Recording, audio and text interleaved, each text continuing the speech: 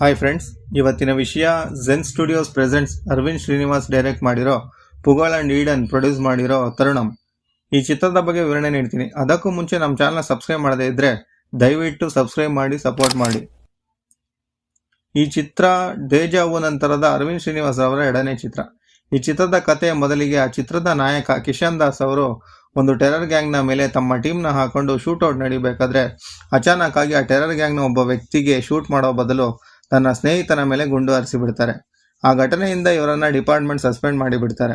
ಆ ಸಸ್ಪೆಂಡ್ ಆದ ನಂತರ ಆ ಗ್ಯಾಪ್ನಲ್ಲಿ ತನ್ನ ಇನ್ನೊಬ್ಬ ಸ್ನೇಹಿತನ ಕೊಲೆಗಾಗಿದ್ದ ಚಿತ್ರದ ನಾಯಕಿಯ ಪರಿಚಯವಾಗಿ ಅವರಿಬ್ಬರ ನಡುವೆ ಪ್ರೀತಿಯಾಗುತ್ತೆ.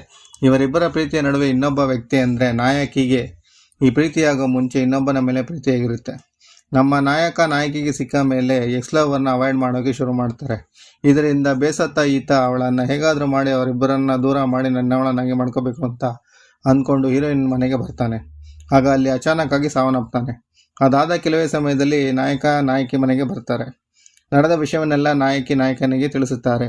ಈ ವಿಷಯ ಯಾರಿಗಾದರೂ ಗೊತ್ತಾಗೋ ಮುಂಚೆ ಇಲ್ಲಿ ನಡೆದ ಘಟನೆಯಿಂದ ನಾಯಕಿಯನ್ನು ಉಳಿಸೋದಕ್ಕಾಗಿ ನಾಯಕ ಆ ಶವವನ್ನು ಅಲ್ಲಿಂದ ಬೇರೆ ಕಡೆಗೆ ಕೊಂಡೊಯ್ಯಲು ಆತನ ಮಾಡೋ ಹರಸಾಹಸದ ಜೊತೆಗೆ ಅವನ ಬುದ್ಧಿವಂತಿಕೆ ಹೇಗಿದೆ ಅಂದರೆ ಸಖತ್ತಾಗಿ ನಿರ್ದೇಶಕರು ಸ್ಕ್ರೀನ್ ಪ್ಲೇನ ರಚಿಸಿದ್ದಾರೆ ಅಂತಲೇ ಹೇಳ್ಬೋದು.